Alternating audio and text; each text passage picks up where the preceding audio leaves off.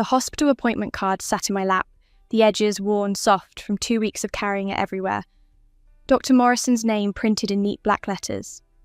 The time circled in red ink. 2:00 p.m. Results consultation. My hands were cold, despite the summer heat bleeding through the windows. Sienna, honey, we'll reschedule. Mum's voice had that practiced gentleness that meant the decision was already made. Your sister's final fitting is at 2:30. The seamstress can only do today. I looked at the card. 3 months of tests. The weight loss no one mentioned. The exhaustion I blamed on school. The bruises that appeared like watercolour stains across my arms. All of it leading to this appointment, to Dr. Morrison's careful voice on the phone saying we needed to discuss the results in person. It's just results, Dad added from the driver's seat, already backing out of our driveway. You can get those over the phone. Emily's prom dress only gets fitted once. Emily sat in the front passenger seat, scrolling through her phone, showing Mum pictures of different heel heights. She didn't look back at me. She rarely did anymore. I pressed my thumb against the appointment card until the paper bent. They said I needed to come in. We'll call them. Explain the situation. Mum was already dialing, her voice shifting into that bright, apologetic tone she used with service workers and teachers. Yes, hi, this is Karen Fletcher, calling about my daughter's appointment today at 2. Sienna Fletcher. Yes, we need to reschedule. Family emergency. Not an emergency, a costume fitting. But I said nothing, just watched the hospital disappear in the side mirror as we turned toward the boutique downtown. The fitting room smelled like roses and new fabric. Emily stood on a platform surrounded by mirrors while the seamstress pinned and tucked the deep blue silk around her waist. Mum and the boutique owner discussed the neckline, the hem length, the way the dress caught the light. I sat in a velvet chair in the corner, still holding my appointment card. The receptionist at Dr. Morrison's office had sounded concerned when Mum rescheduled, had asked twice if I was feeling all right. Mum had laughed, said I was fine, just teenage dramatics about a routine checkup. Sienna, what do you think? Emily's voice cut through my thoughts. She was looking at me in the mirror, the dress transforming her into something ethereal and untouchable. It's beautiful, I said, because it was true. You sound so flat about it. Emily turned, the silk swirling. Could you at least pretend to care? This is my prom. I cared. I cared that my body was eating itself from the inside and no one had noticed. I cared that the doctor's voice had been too careful, too measured. I cared that my little sister's dress fitting mattered more than whatever Dr. Morrison needed to tell me in person. But I smiled. Sorry, it's perfect. You'll be the prettiest one there. Mum beamed. Dad paid the deposit. Emily took 17 pictures for her social media. I sat in the velvet chair and felt the numbness spread through my chest like frost across a window. We went to dinner afterward. The Italian place Emily loved. I ordered soup because solid food had started to feel like stones in my stomach. No one noticed. Emily talked about her prom date, about the party afterward, about the limo she and her friends were splitting. Sienna, you're so quiet, Dad said, twirling pasta around his fork. Just tired. You're always tired lately, Mum added, but not with concern. With faint irritation, like my exhaustion was a personality flaw I'd chosen. I looked at my soup. My reflection wavered on the surface, pale and insubstantial. Yeah, I know. That night, I lay in bed and stared at my ceiling. The appointment card sat on my nightstand. I'd gotten the results rescheduled for next week. Another 7 days of not knowing, of pretending the symptoms meant nothing, of watching my family orbit around Emily's small, bright world while I grew quieter and smaller and more invisible. My phone buzzed. A text from Aunt Rachel. How did the appointment go, sweetheart? She was the only one who remembered. The only one who'd asked about the tests, who'd noticed when I stopped eating breakfast, who'd driven me to the first appointment when Mum had a yoga class she didn't want to miss. I typed, rescheduled. Emily's dress fitting. The 3 dots appeared, disappeared, appeared again. Finally, "Oh, honey, I'm sorry. Call me if you need anything at all." I didn't call. I just turned off my phone and closed my eyes and felt the heaviness in my bones that had become so familiar I barely noticed it anymore. The week passed in a haze. School, home, dinner table conversations where I contributed nothing and no one minded. Emily's prom preparations consumed the house. Dress alterations, shoe shopping, hair appointments, makeup trials. I moved through it all like a ghost, already halfway gone. Each morning, I woke up a little weaker. The bruises spread across my ribs like continents on a map. My gums bled when I brushed my teeth. I started wearing long sleeves even though it was May, even though the temperature climbed into the 80s.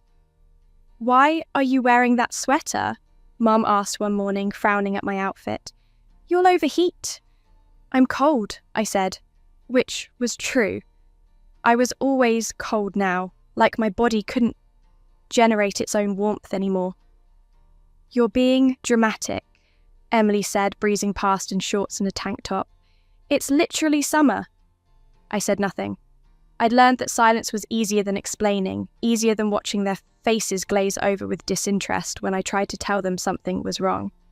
At school, my best friend Jordan noticed. "You look terrible," she said bluntly, sitting across from me at lunch. "Have you been sleeping?" "Not really." "Is it the test results? Are you worried?"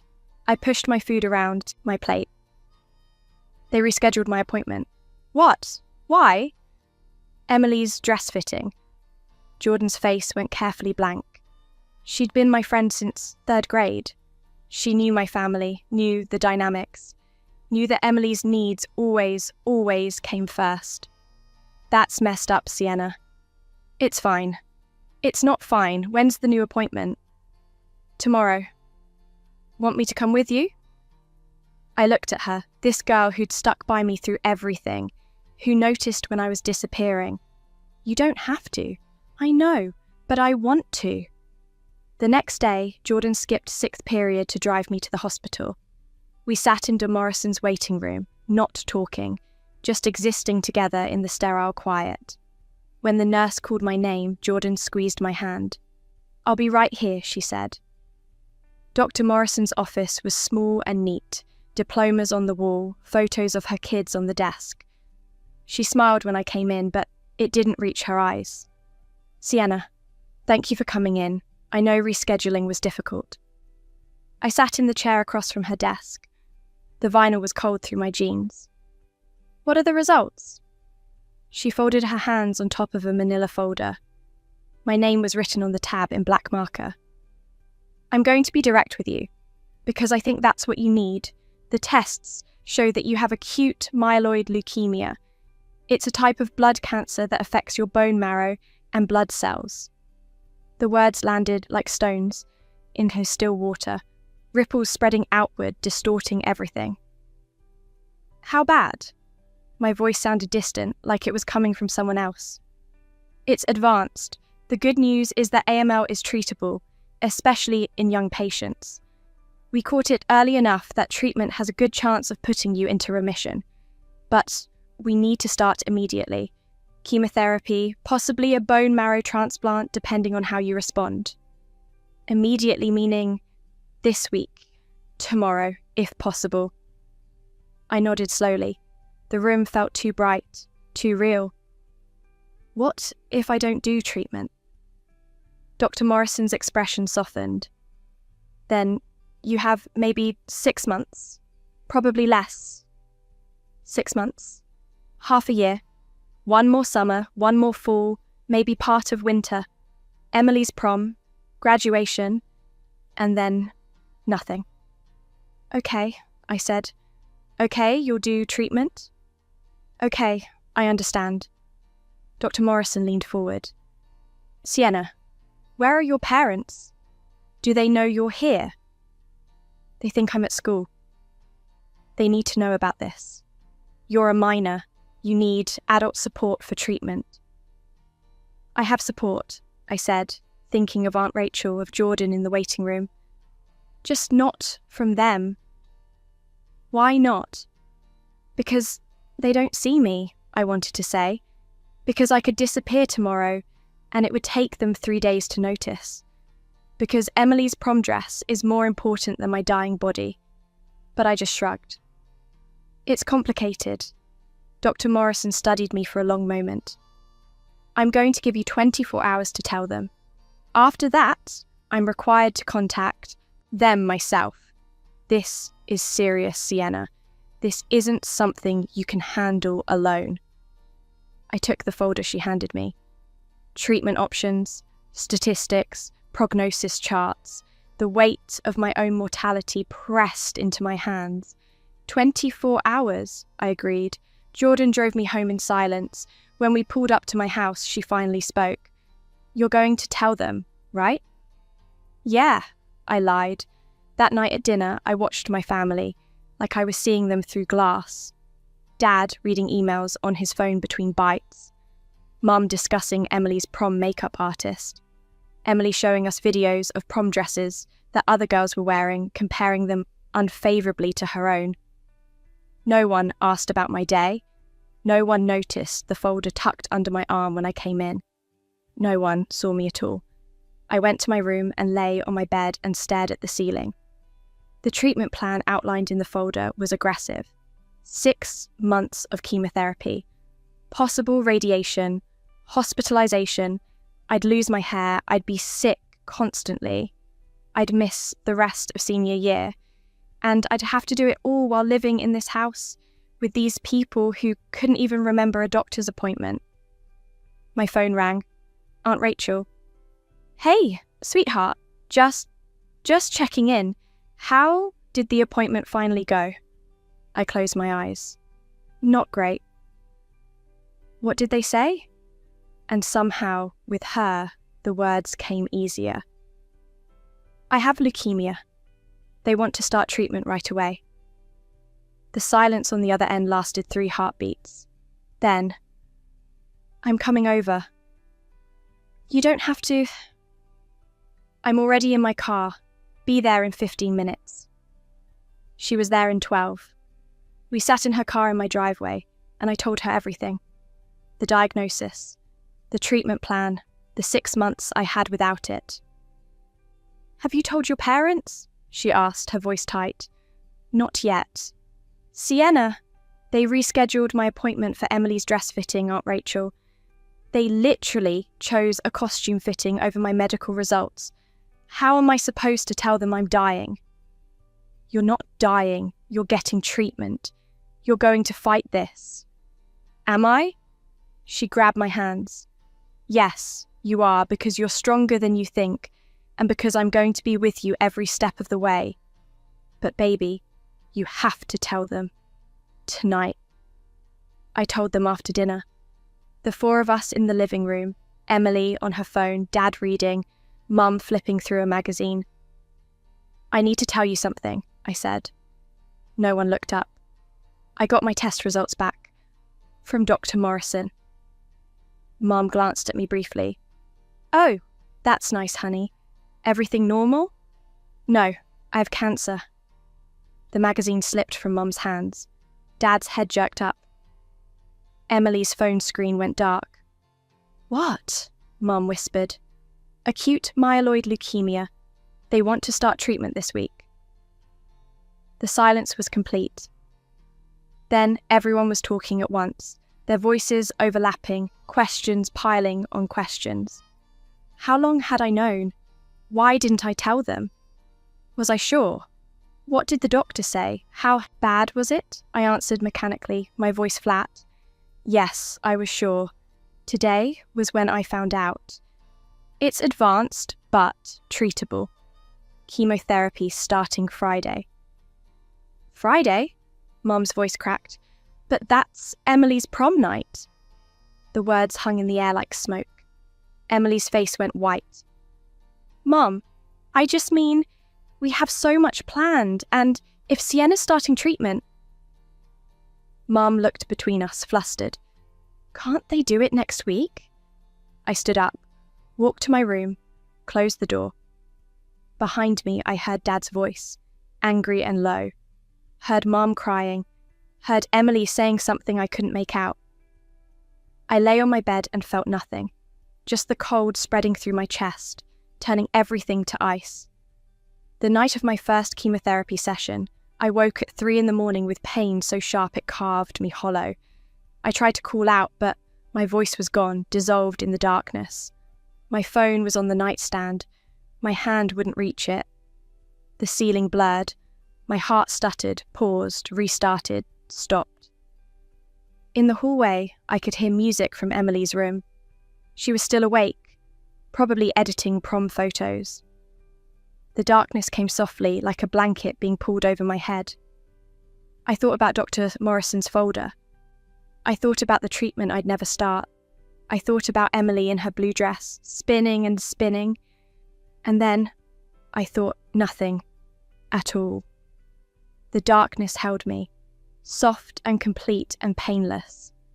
Somewhere in that vast quiet, I understood. This was the price of being invisible.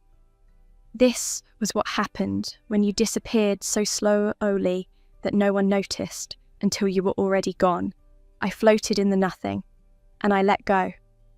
Then I opened my eyes to sunlight and my childhood bedroom, and I was 14 years old again. I sat up slowly, my hands small and unfamiliar against the purple comforter I hadn't seen in 4 years. My desk, my bookshelf, my walls covered in posters I'd taken down junior year. Everything exactly as it had been. My body felt strong.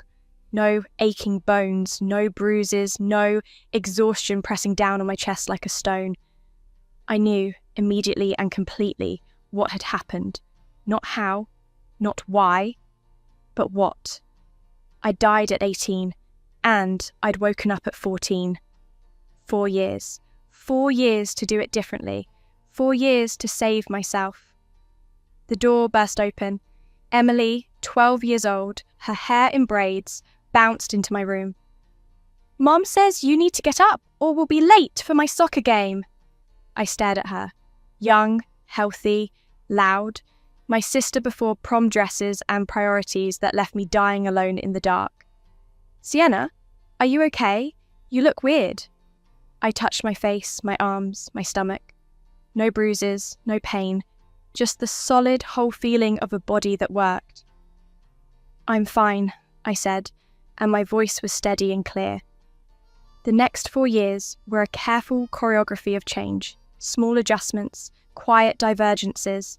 I didn't tell them about my death, about the future I'd lived and lost. They wouldn't have believed me. So, instead, I protected myself in ways they'd never notice. I memorized the timeline of my illness. The first symptom had appeared the summer before junior year. Exhaustion that didn't fade with sleep. By fall, the bruising started. By winter, the weight loss. By spring, I could barely function. This time, I would catch it earlier. This time, I would save myself. I started documenting everything. Took photos of every bruise, every symptom, kept a journal of how I felt each day.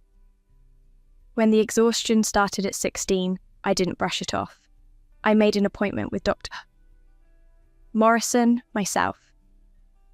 "I'd like to run some blood tests," I told her, sitting in her office with a confidence I hadn't had in my first life. "Any particular reason?" she asked, studying me with professional concern. "Just a feeling. Can we do comprehensive blood work?" She could have dismissed me, told me I was too young to be worried.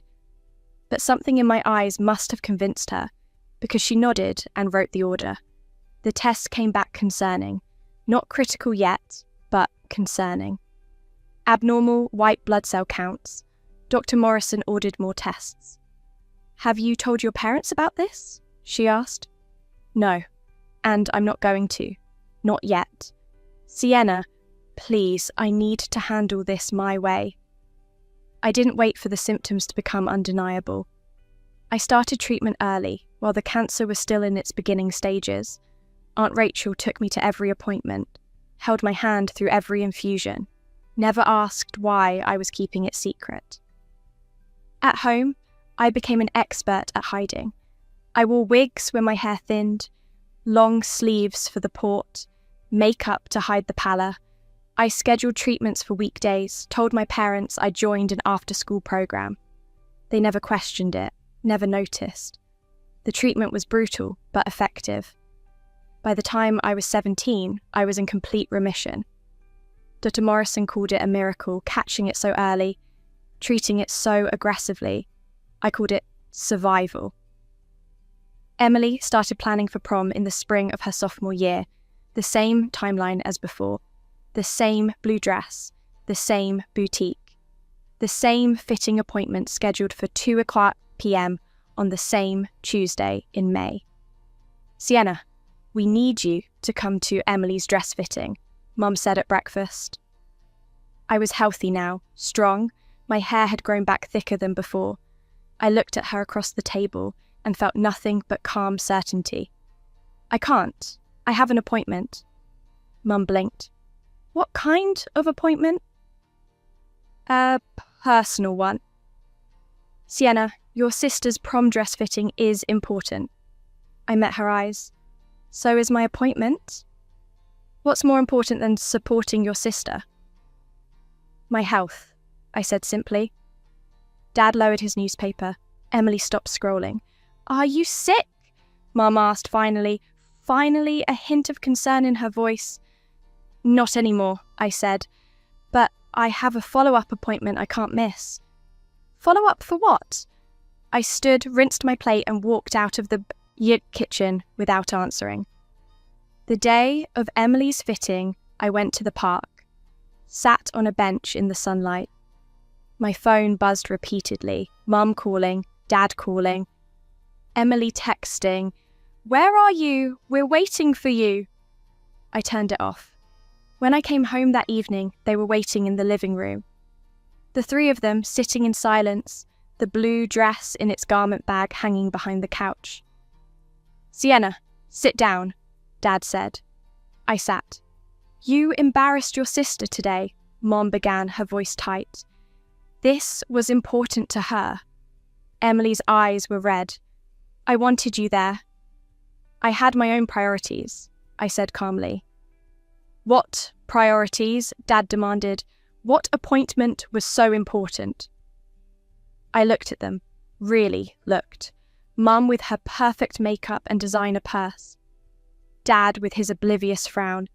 Emily with her tears and her beautiful dress and her absolute certainty that the world revolved around her. I could have kept the secret, could have let it go. But something in me, some deep, angry part that remembered dying alone while they worried about dress fittings, decided they needed to know. "I've been sick," I said. "For the past year, I had cancer, leukemia. I've been getting treatment. I'm in remission now." The words dropped like stones into water. Emily's face went white. "What?" "I was diagnosed when I was 16. I've been doing chemotherapy for a year. Aunt Rachel drove me to every appointment. I kept it secret because..." I paused, chose my words carefully. "Because I knew you wouldn't make it a priority." "That's not true," Mum whispered, but her voice shook. "We would have been there for you. Like you were there for my doctor's appointment, the one you rescheduled for a dress fitting. We didn't know it was serious." "You didn't ask. You never ask."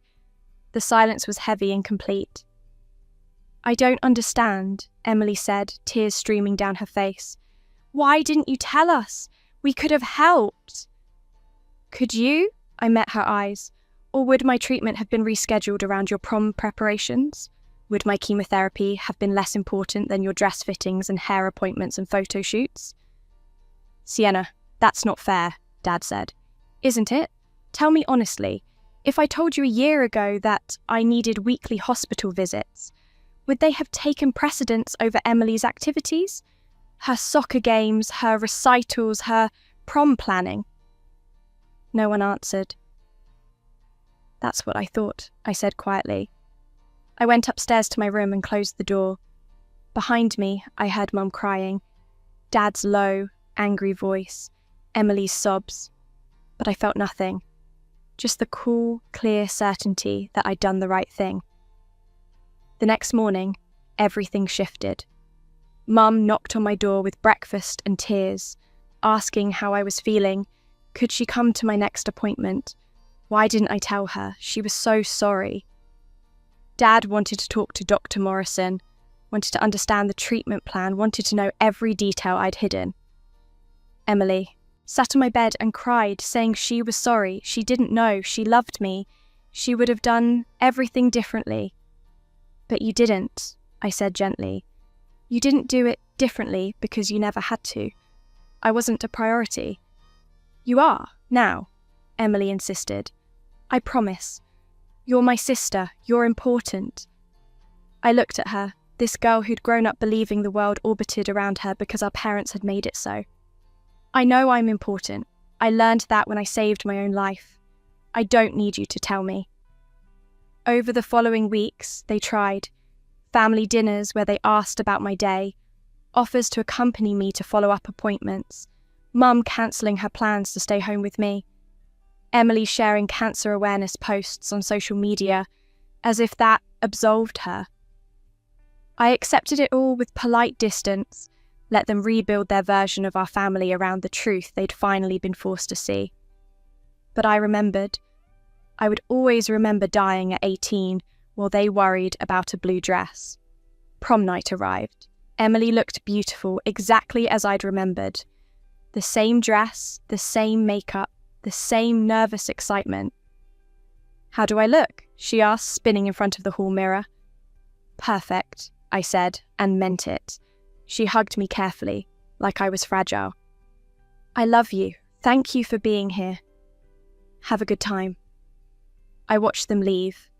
Mum, Dad, and Emily, all dressed up for photos at her date's house. The door closed behind them, and the house fell quiet. I made tea and sat on the couch with a book Aunt Rachel had recommended. My phone buzzed periodically with texts from Emily. Pictures of her and her friends, the decorated gym, her and her date dancing. Each text ended with, "Love you, wish you were here to see this." I texted back, simple responses. Beautiful, have fun, you look amazing. But I didn't wish I was there. I was exactly where I needed to be, in my own space, in my healthy body, in the life I'd fought to keep. When Emily came home after midnight, still in her dress, she found me in the kitchen, making hot chocolate. "You're still up?" she said, surprised. "Couldn't sleep. Want some?" I held up the pot. "Yeah, thanks." We sat at the kitchen table in the dim light, two sisters with 4 years of history between us that only I remembered. "Did you have a good time?" I asked. "The best night of my life." She paused, stirring her hot chocolate. "But I kept thinking about you, about what you said, about how we would have made you miss your appointment for this." "You did make me miss it," I said softly, just in a different timeline. "I don't understand what that means." "I know." Emily looked at me with something new in her eyes. Recognition, maybe, or the beginning of it. "I'm going to be better. I promise. I'm going to pay attention. I'm going to notice when you need something." "Okay," I said, because what else was there? "Do you forgive me for not being there when you were sick?" Considered the question. Did I forgive her for something she didn't remember doing in a life that no longer existed? Did I forgive her for being a child who'd been taught that she was the centre of the universe? "I forgive you," I said finally. "But I also learned that I don't need your presence to survive. I did it alone. And that's okay too." She started crying then, quiet tears that dripped into her hot chocolate. "I don't want you to have to do things alone. You're my sister." "Then be my sister," I said simply. "Not just when it's convenient, not just after you learn I almost died, Be my sister now when I'm healthy and whole and don't need saving. I will, I promise. I didn't fully believe her, but I wanted to, so I nodded and squeezed her hand and let her cry. The months that followed were strange. My family orbited around me with guilty attention, overcompensating for years of neglect. They came to every single follow-up appointment, asked about my health constantly, treated me like I was made of glass. I'm fine, I'd say over and over. I'm in remission, I'm healthy. But they couldn't let it go. Couldn't forgive themselves for not noticing, not being there, not making me a priority. I graduated high school with honours. My family was in the front row, cheering louder than anyone else. Mum cried through the entire ceremony. Dad took 100 photos. Emily made a sign with my name in glitter. It should have felt good, but all I could think about was the first timeline, where I died 2 months before graduation, where my chair had sat empty, where they'd mourned the daughter they'd never really seen. I got accepted to college with a full scholarship, pre-med. I wanted to understand the disease that had killed me once and almost killed me again. Wanted to save other invisible daughters who were dying while their families planned parties. My 5-year cancer-free mark came and went. Dr. Morrison smiled and used the word I'd been waiting for. Cured. You did it, Sienna, she said, pride evident in her voice. You beat the odds.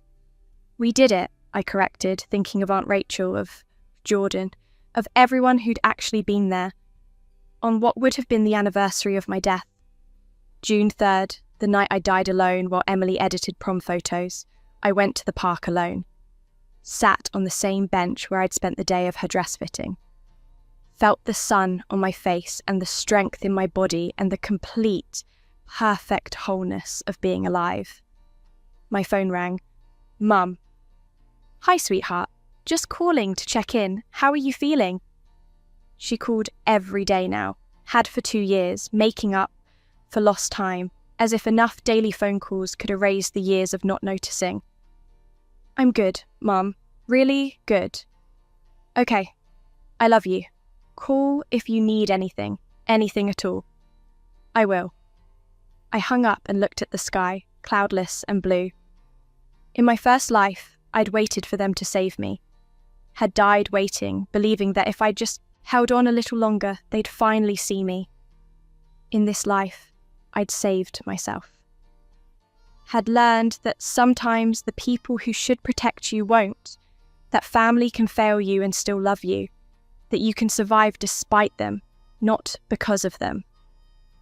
I thought about the appointment card I'd carried in my first life, worn soft at the edges, about Dr. Morrison's careful voice on the phone, about the results I'd never gotten to hear because a dress fitting was more important. This time, I'd heard them, faced them, survived them. And I'd done it by choosing myself when no one else would. The park was peaceful, families scattered across the grass, dogs chasing frisbees, children on swings, normal, beautiful, ordinary life continuing around me. I stood up and started walking. My body moved with easy strength. My breath came clear. My heart beat steady and sure. I was alive. I was whole. I was enough. And I'd never needed them to tell me that. I'd learned it in the darkness, in the death, in the rebirth that taught me the most important lesson. The only person you can truly count on is yourself. When I got home, the house was quiet. I went to my room and lay on my bed, staring at the same ceiling I'd stared at in both lives, in pain and in health, in despair and in hope. My phone buzzed. Aunt Rachel, thinking of you today, so proud of who you've become. She knew. She always knew. I texted back, thank you for everything. I love you. Downstairs, I heard the front door open. Mum's voice, Dad's footsteps, Emily's music starting. My family, imperfect and flawed and trying so hard now to make up for the years they'd failed me. I didn't hate them for it anymore. Didn't resent them. I'd moved past that into something clearer: understanding, acceptance, the knowledge that love and neglect could coexist, that people could fail you catastrophically and still mean well, that forgiveness didn't require forgetting. I closed my eyes and felt the weight of both lives inside me. The girl who died invisible and the woman who'd chosen to live. Both of them were me. Both of them mattered. The evening light faded to dusk. I didn't go downstairs for dinner. I stayed in my room, in my body, in my second chance life that I'd fought for and won. And I smiled, because I'd learned the truth they don't tell you in stories. Sometimes being reborn means learning to survive the people who should have saved you. Means becoming your own shelter, your own advocate, your own salvation. The night settled soft around the house. I fell asleep without fear because I knew, bone deep and certain, that I would wake up tomorrow, and the day after, and the day after that. Not because they had saved me, but because I had saved myself, and that made all the difference.